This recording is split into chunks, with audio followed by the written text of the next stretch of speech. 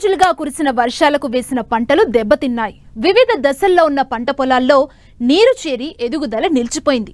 అక్కడక్కడ మొక్కలు చనిపోతున్నాయి. అంతేకాదు పంటలకు చీడపీడలు ఆశించే అవకాశం ఉంది. ఈ పరిస్థితుల్లో రైతు సోదరులు వివిధ పంటల్లో తీసుకోవాల్సిన జాగ్రత్తల గురించి తెలియజేస్తున్నారు వరంగల్ ప్రాంతీయ వ్యవసాయ పరిశోధనా స్థానం శాస్త్రవేత్త సంధ్యా కిషోర్.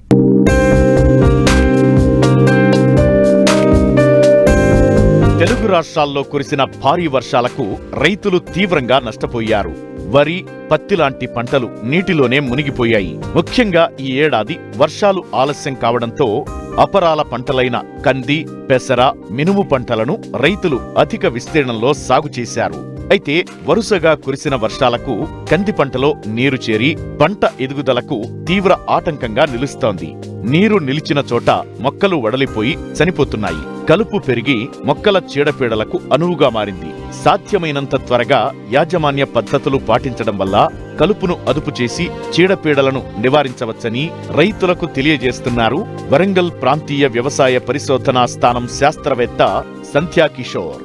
గత వారం నుంచి 10 రోజుల పాటుగా ముసుర్లు, వానలు ఎడతెరిపి లేకుండా ఉండడం గమనిస్తున్నాం. మామూలుగా అయితే ఈ సమయంలో రైతు సోదరులు కలుపు యాజమాన్య పద్ధతుల మీద దృష్టి సారిస్తూ ఉంటారు. అయితే ఈ సంవత్సరం చూసుకున్నట్లయితే కంది విస్తీర్ణము అపరాల పంటల్లో వానాకాలంలో కంది, పెసర పంట విస్తీర్ణం బాగా పెరిగింది. ముఖ్యంగా కంది పంట మార్కెట్లో ఉన్న డిమాండ్ను దృష్టిలో ఉంచుకొని రైతు సోదరులు ఈసారి పంట విస్తీర్ణాన్ని పెంచారు. కందిలో మనకు ప్రధాన సమస్య ఏంటంటే తొలి దశలో మొక్కలు చనిపోవడం. ఈ పరిస్థితి మనకు ఎందుకు వస్తుందని గమనించినట్లయితే మొదటి 40 రోజుల పాటు కంది ముఖ్యంగా అధిక వర్షాలకు చాలా సున్నితంగా ఉంటుంది. అంటే నీరు నిలబడ్డప్పుడు కంది మొక్కలు చనిపోతాయి. అందువల్ల మనము కందిలో ఈ ముసుర్లు పెట్టినప్పుడు నీరు నిలబడకుండా చూసుకోవాలి. కానీ గత వారం 10 రోజులుగా కురుస్తున్న వర్షాలకు ఎక్కడైతే నీళ్లు నిలబడ్డాయో ఆడ మొక్కలు ఏమైతాయంటే ఫస్ట్ వడలిపోతాయి. మొదటగా మనం చూసినట్లయితే మొక్కలు నీళ్లు ఉన్న ప్లేస్లో వడలిపోతాయి. మొక్కల యొక్క ఆకులన్నీ కూడా పసుపు రంగులోకి మారుతాయి. ఆ తర్వాత మొక్క ఎండిపోయి చనిపోతుంది. దీన్ని ఎండు తెగులు అనుకుంటారు. కానీ ఇది అధిక నీటి ఒత్తిడి వలన ఫైటాప్తోరా అనే శిలీంధ్రం వల్ల వచ్చే తెగులు. దీన్ని మనము నివారించాలంటే నీరు పోయేటట్టు చూసుకోవాలి. 2 ముసుర్లు తగ్గినప్పుడు తర్వాత నల్లరేగడి నేలల్లో ఈ తెగులు ఉధృతి రాకుండా ఉండాలంటే మెటలాక్సిల్ 2 గ్రాములు లీటర్ నీటికి మొదలు తడిచేలా జాగ్రత్తగా పిచికారీ చేసుకోవడం ద్వారా ఈ ఫైటాప్తోరా ఎండు తెగులు నుంచి మొక్కలు చనిపోకుండా కాపాడుకోవచ్చు. ఇలా మొక్కల సంఖ్య ఉండే విధంగా మనం కాపాడుకున్నట్లయితే చివరగా అధిక దిగుబడులు పొందవచ్చు. ఇక దీని తర్వాత కందిలో ఇప్పుడు ప్రస్తుతం ఉన్న ప్రధాన సమస్య చూసినట్లయితే కలుపు సమస్య. కలుపు తొలి దశలో ఉన్నప్పుడు ఇమాజిత్ పైర్ అనే కలుపు మందును ఎకరాకు 300 మిల్లీలీటర్లు, ప్రొపాక్విజాపాప్ ఏజిల్ అనే కలుపు మందును ఎకరాకు 250 మిల్లీలీటర్లు 200 లీటర్ల నీటిలో కలిపి పైపాటుగా పిచికారీ చేయడం ద్వారా కందిలో వచ్చే కలుపును నివారించవచ్చు. వీటితో పాటు ప్రొపాక్విజాపాప్, ఇమాజిత్ పైర్ అనే కలుపు మందు, ఆ కలుపు మందుల మిశ్రమాన్ని షాకీద్ అనే పేరుతో మార్కెట్లో అందుబాటులో ఉన్నది. ఈ మందును కూడా ఎకరాకు 800 మిల్లీలీటర్లు 200 లీటర్ల నీటిలో కలిపి పిచికారీ చేసుకోవడం ద్వారా తొలి దశలో వచ్చే కలుపును నివారించవచ్చు. అలాగే ఇంకొక కలుపు మందు ఇమాజిత్ పైర్, ఇమాజా మాక్స్ అనే కలుపు మందుల మిశ్రమము ఒడిస్సీ అనే పేరుతో దొరుకుతుంది. ఈ కలుపు మందును కూడా ఎకరాకు 40 గ్రాములు 200 లీటర్ల నీటిలో కలిపి పైపాటుగా పిచికారీ చేసుకోవడం ద్వారా వెడల్పాటి ఆకు కలుపు మొక్కలు అలాగే గడ్డి జాతి కలుపు మొక్కలను రెండింటిని కూడా నివారించవచ్చు. అలాగా తొలి దశలో వచ్చే కలుపు మందును కలుపు నివారించే రసాయనాలు ఉపయోగించి చేయడం ద్వారా ఖర్చు ఆదా అవుతుంది. కొన్ని కంది రకాలు సాగు చేసినప్పుడు అధిక ఎత్తు పెరుగుతూ ఉంటాయి. అయితే 45 రోజుల వయస్సులో మొక్కల తలకొనలను తుంచివేయాలి. తద్వారా ఎత్తు పెరగకుండా పక్క కొమ్మలు వచ్చి అధిక కాత వస్తుంది. అలాగే పూత సమయంలో చీడపీడల నివారణకు రసాయన మందులను సులభంగా పిచికారీ చేయడానికి వీలుంటుంది.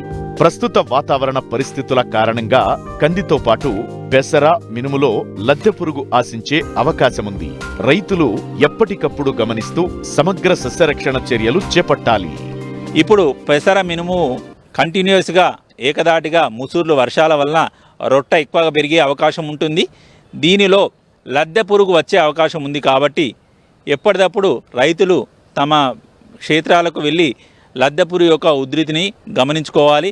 ఉధృతిని బట్టి క్లోరిఫైరిపాస్ అయితే 2.5 మిల్లీలీటర్లు లీటర్ నీటికి, ప్రొఫినోఫాస్ 2 మిల్లీలీటర్లు లీటర్ నీటికి, లేదా స్పైనోసాడ్ అయితే 0.3 మిల్లీలీటర్లు లీటర్ నీటికి కలిపి పిచికారీ చేయడం ద్వారా, అలాగే క్లోరాంత్రినిప్రోల్ 0.3 మిల్లీలీటర్లు లీటర్ నీటికి కలిపి, లేదంటే ఇమామెక్టిన్ బెంజోయేట్ 0.4 గ్రాములు లీటర్ నీటికి కలిపి ఈ పురుగు మందులో ఏదో ఒక దాన్ని పిచికారీ చేయడం ద్వారా తొలి దశలోనే లద్దె పురుగును సమర్థవంతంగా నివారించుకొని అధిక దిగుబడులు పొందవచ్చు. ఈ పెసర, మినుము పంటల్లో కూడా నీరు ఆగిన చోట మొక్కలు చనిపోయే అవకాశం ఉంది కాబట్టి మురుగునీరు పోయేటట్టు చేసుకోవడం, మెటలాక్సిల్ అనే శిలీంద్రనాశినిని 2 గ్రాములు లీటర్ నీటికి మొదలు తడిచేలా పిచికారీ చేయడం ద్వారా మొక్కలు అధిక వర్షాల మూలంగా చనిపోకుండా జాగ్రత్తలు తీసుకోవచ్చు.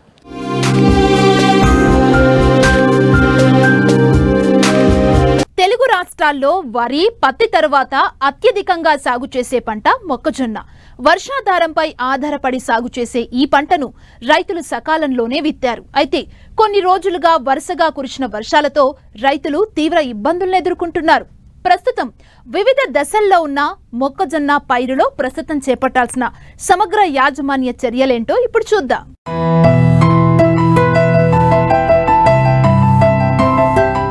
ఖరీఫ్ మొక్కజొన్నను వర్షాధారంగా రైతులు సాగు చేస్తారు.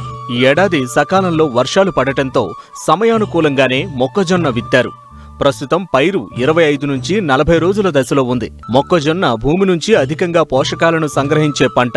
అందువల్ల నిర్దేశించిన ఎరువులను సకాలంలో అందించాలి. ప్రస్తుతం 30 నుండి 35 రోజుల దశలో ఉన్న పైరుకు ఎకరాకు 40 నుండి 50 కిలోల యూరియాను పైపాటుగా అందించాలి. ఎరువు వేసిన వెంటనే దంతె లేదా గొర్రుతో అంతర కృషి చేస్తే ఎరువు మట్టితో కప్పివేయబడి వేళ్లకు అందుతుంది. అంతర కృషి వల్ల మట్టి మొక్క మొదళ్లకు ఎగదోయబడి మొక్కలు పడిపోకుండా ఉంటాయి. భూమి గుల్లబారటం వల్ల వేళ్లు గాలి పోసుకుని పంట ఏపుగా దృఢంగా పెరుగుతుంది. పైరు 50 నుంచి 55 రోజుల దశలో మరోసారి 40 నుండి 50 కిలోల యూరియాతో పాటు 15 నుంచి 20 కిలోల మ్యూరేట్ పొటాష్ను వేయాలి. ఎరువులు వేసేటప్పుడు భూమిలో తగినంత తేమ ఉండేటట్లు జాగ్రత్త వహించాలి. వర్షాలు అనుకూలంగా లేక నీటి ఎద్దడి తీవ్రంగా ఉన్న ప్రాంతాల్లో ఎరువులను పైపాటుగా అందించడం అంత శ్రేయస్కరం కాదు. ఈ దశలో మొక్కలు వేళ్ల ద్వారా పోషకాలను సంగ్రహించలేని స్థితిలో ఉంటాయి. అందువల్ల మొక్కలు కోలుకునేంత వరకు పోషకాలను ఆకుల ద్వారా అందించే ప్రయత్నం చేయాలి. 20 గ్రాముల యూరియా లీటర్ నీటికి కలిపి పిచికారీ చేస్తే తాత్కాలికంగా నీటి ఎద్దడిని తట్టుకుని ఆకుల ద్వారా నత్రజని పోషకం మొక్కలకు అందుతుంది. దీని తర్వాత 3/19 10 గ్రాములు లీటర్ నీటికి కలిపి పిచికారీ చేస్తే మొక్కల్లో భాస్వరం లోపించకుండా నివారించవచ్చు. విత్తిన నెల రోజులకు అంతరకృషి సాధ్యం కానప్పుడు వెడల్పాటి కలుపు మొక్కలు ఎక్కువగా ఉంటే వీటి నివారణకు ఎకరాకు 500 గ్రాముల 2,4-D సోడియం సాల్ట్ 200 లీటర్ల నీటిలో కలిపి చాళ్లలో పిచికారీ చేయాలి. మొక్కల మధ్య ఉన్న కలుపును కూలీలతో నివారించాలి. మొక్కజొన్నలో పూత దశ, గింజ పాలు పోసుకునే దశలు కీలకమైనవి. ఈ దశలో నీటి ఎద్దడి ఉండకూడదు. విత్తిన 30 నుండి 35 రోజులకు పూత దశలో, పూత వచ్చిన 15 రోజులకు గింజ పాటు పోసుకునే దశలో నీటి తడులను తప్పకుండా ఇవ్వాలి. దీర్ఘకాలిక వంగడాలకు 1 నుంచి 2 తడులు అధికంగా అవసరమవుతాయి. ముఖ్యంగా ఉదయం వేళలో ఆకులు చుట్టుకున్నట్లు కనిపిస్తే నీటి ఆవశ్యకత ఉన్నట్లు గమనించి నీటి తడి ఇవ్వాలి. ప్రస్తుతం అనేక ప్రాంతాల్లో మొక్కజొన్నను కాండం తొలుచు పురుగు ఆశించి నష్టపరుస్తోంది. ఈ పురుగు బెడద ఎక్కువైతే మొక్కలు చనిపోతాయి. ఒకవేళ మొక్కలు తట్టుకుని నిలబడినా పొత్తు సైజు తగ్గిపోయి ఆశించిన దిగుబడి పొందటం కష్టం. ఈ పురుగు మొక్క మొలకెత్తిన 10 నుండి 20 రోజుల దశ నుంచే ఆశిస్తుంది. పిల్ల పురుగులు మొదట ఆకులపై ఉన్న పత్రహరితాన్ని కోకి తింటాయి. తరువాత ముడుచుకుని ఉన్న ఆకుల ద్వారా కాండంలోకి చేరతాయి. ఆకులు విచ్చుకున్న తరువాత పొడవాటి చిల్లులు వరుస క్రమంలో ఆకులపై కనిపిస్తాయి. లార్వాలు ఎదిగే అంకురాన్ని తినటం వల్ల మొక్క చనిపోయి ఎండిపోతుంది. దీన్నే డెడ్ హార్ట్ అంటారు. ఈ దశలో మొవ్వను లాగితే తేలిగ్గా ఊడి వస్తుంది. తరువాతి దశల్లో ఇవి పూతను, కంకిని ఆశించడం వల్ల దిగుబడి గణనీయంగా తగ్గిపోతుంది. కాబట్టి కాండం తొలుచు పురుగు ఆశించినట్లు గమనిస్తే నివారణకు పొలంలో కలుపు, చెత్తాచెదారం లేకుండా జాగ్రత్త వహించాలి. పురుగు ఆశించిన మొక్కలను పీకి నాశనం చేయాలి. పైరు 30 రోజుల దశలో ఎకరాకు 3 కిలోల కార్బోప్యూరాన్ 3G గుళికలను మొక్కల మొవ్వు సుడుల్లో వేయాలి. దీనివల్ల మొక్క విషతుల్యమై పురుగు చనిపోతుంది. లేదా మోనోక్రోటోపాస్ 1.6 మిల్లీలీటర్లు లీటర్ నీటికి కలిపి పిచికారీ చేయాలి. ఈ విధంగా సమయానుగుణంగా మేలైన యాజమాన్య సస్యరక్షణ పద్ధతులు పాటిస్తే మొక్కజొన్న నుంచి ఆశించిన ఫలితాలు పొందవచ్చు.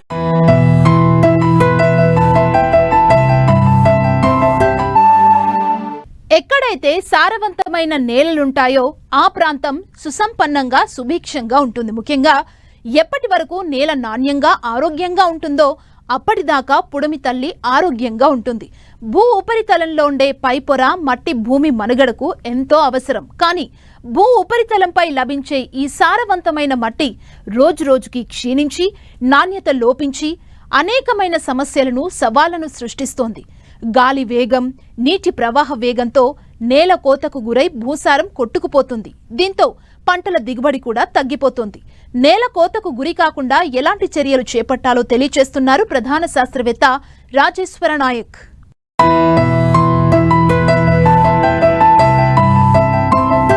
సారవంతమైన భూమి, వర్షపు నీటి యాజమాన్యం మెట్ట వ్యవసాయానికి మూలాధారం. సాధారణంగా మెట్ట పొలాలు వాలుగా ఉంటాయి. వర్షాకాలంలో వచ్చే వాన తాకిడికి నేల కోతకు గురవుతుంది.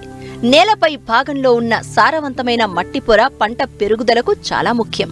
మొక్కల వ్రేళ్లు చాలా వరకు ఈ పై పొలంలోనే ఉంటాయి. కాబట్టి నేల పై భాగంలో మట్టి పొర కొట్టుకుని పోయినప్పుడు క్రింద ఉన్న నేల తక్కువ సారవంతంగా ఉండడం వలన ఈ నేలలో పంటల దిగుబడి తగ్గడానికి అవకాశం ఉంటుంది. అంతేకాదు ఇలా కొట్టుకుపోయిన ఒండ్రు మట్టి చెరువులోకి చేరుకుని పూడికలాగా పోగుపడుతుంది. కాబట్టి సారవంతమైన మట్టి కొట్టుకుని పోకుండా ఉండాలంటే రైతులు కొన్ని యాజమాన్య పద్ధతులు పాటించాలని సూచిస్తున్నారు ప్రధాన శాస్త్రవేత్త రాజేశ్వర నాయక్.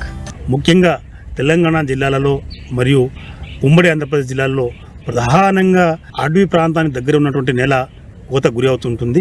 ఈ నేల కోత అంటే చాలామంది తెలియకపోవచ్చు.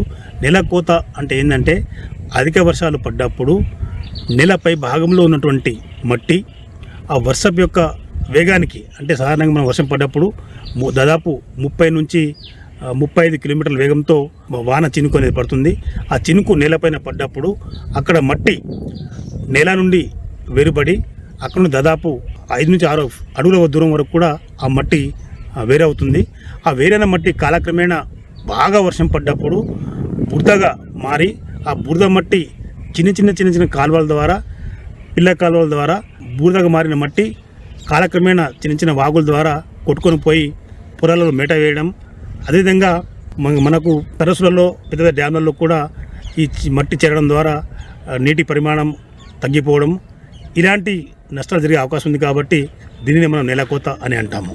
ప్రధానంగా చూసుకుంటే నేలకోత దాదాపు 2-3 రకాలుగా ఉంటుంది. అందులో ప్రధానంగా భారతదేశంలో చూసుకుంటే నేలకోత నీటి వలన, అదేవిధంగా గాలి వలన కూడా నేలకోత జరుగుతుంది.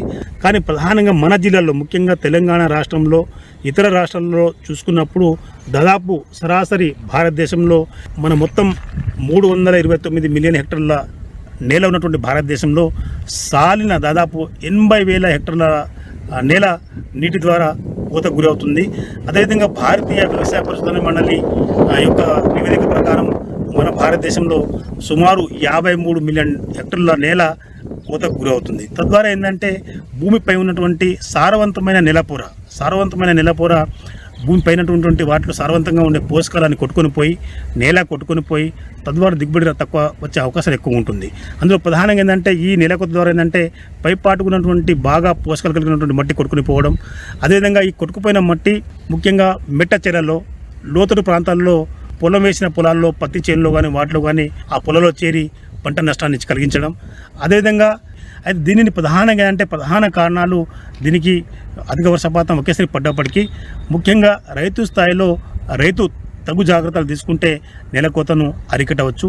అందులో ప్రధానంగా ఏంటంటే బాగా రైతులు కొద్దిగా అంతర పంటలు సాగు చేయడం, అదేవిధంగా పొదలు ఎక్కువగా వచ్చే పంటలు అంటే ఉదాహరణకు పెసర, మినుము, బబ్బెర, వేరుశనగ లాంటి చిన్న పొదలు గల ఈ మొక్కలు ఈ పంటలను మన పొలంలో వేసుకున్నప్పుడు ఏమవుతుందంటే పైనుంచి వర్షం పడ్డప్పుడు ఆ వర్షం ఏదైతే వేగంతో పడుతుందో ఆ వేగంతో పడ్డ వర్షం యొక్క తీవ్రతను తగ్గించి ఆ చినుకులు చిన్న చినుకులుగా మార్చి నేల కోతకు గురి కాకుండా చేసే అవకాశం ఉంది.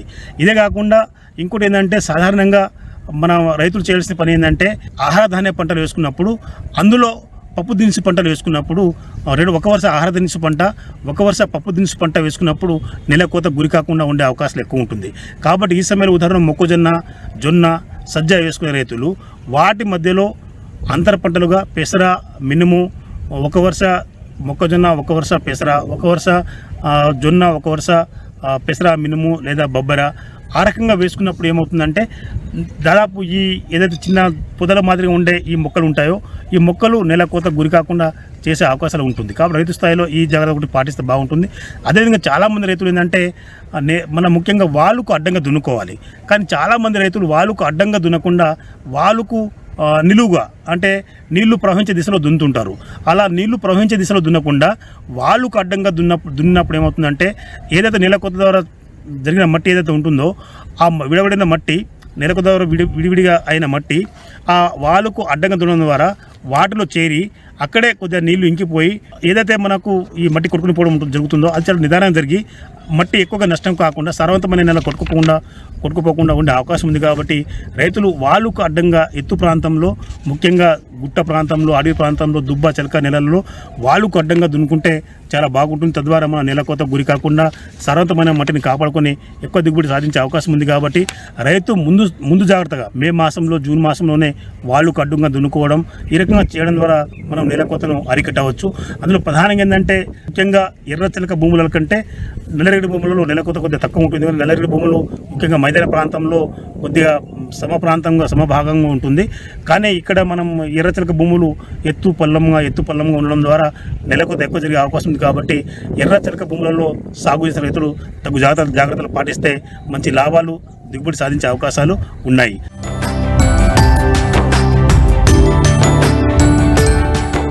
ఒకప్పుడు గ్రామాల్లో రైతులు వ్యవసాయానికి అనుబంధంగా ఉన్న నాటుకోళ్ల పెంపకం నేడు ఉపాధిగా మారుతోంది. లాభసాటిగా మారిన ఈ పరిశ్రమ వైపు రైతులు దృష్టి సారిస్తున్నారు. ఈ కోవలోనే బాపట్ల జిల్లాకు చెందిన ఓ రైతు నాటుకోళ్లు, మేలుజాతి కోళ్లను పెంచుతూ స్వయం ఉపాధి పొందుతున్నారు. ఇంటి దగ్గరే ఉంటూ ప్రతి నెల 20 నుండి 30 వేలు సంపాదిస్తూ పలువురికి ఆదర్శంగా నిలుస్తున్నారు.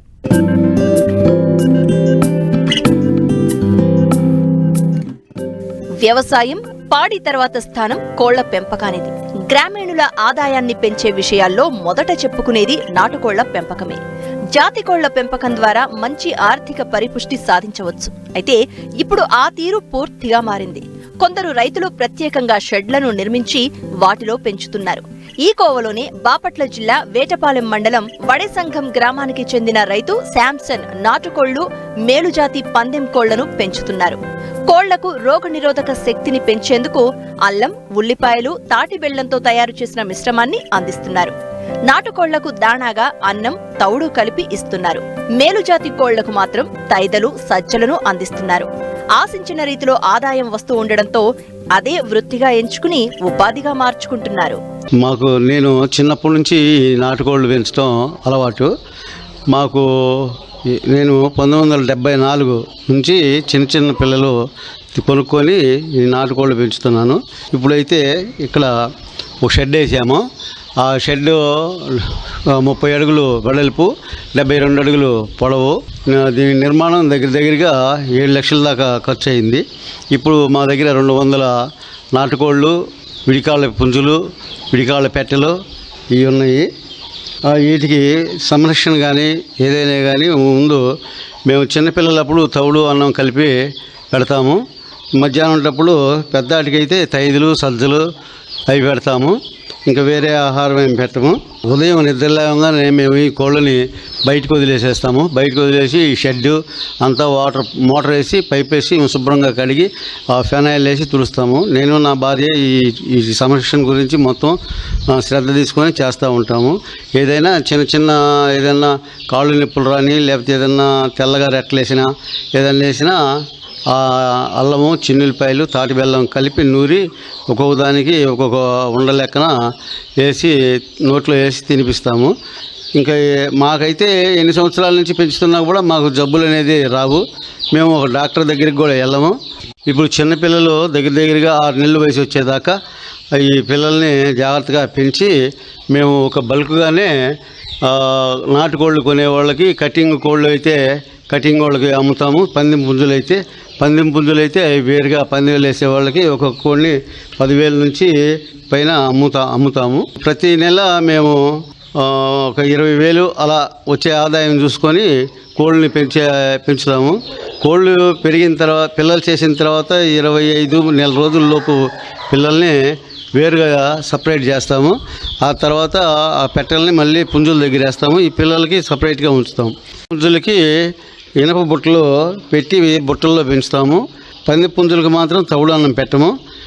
తైదులు సజ్జలు అవి పెడతాము. మేము ఇప్పుడు కేజీ వచ్చేసి 500 లెక్కన మామూలుగా ఇచ్చేస్తూ ఉంటాము. బల్క్ మీద వాళ్ళు తీసుకెళ్ళి కట్ చేసుకుంటారు. మాకు శనివారం వచ్చేసి పట్టుకెళ్తారు. నాటుకోళ్ళు పెంచడం అంటే ఇళ్లలో ఊళ్ళలో పెంచితే రోగాలు వస్తూ ఉంటాయి, కొక్కిరి తెగులు అలాంటివి వస్తాయి. ఎవరైనా పెంచదలుచుకుంటే పొలం మీద ఒక 20 సెంట్లో 30 సెంట్లో పొలం మీద ఇల్లు వేసుకొని పొలం మీద షెడ్ వేసుకొని అక్కడే కోళ్ళు పెంచుకుంటూ ఉంటే లాభదాయకంగా ఉంటుంది.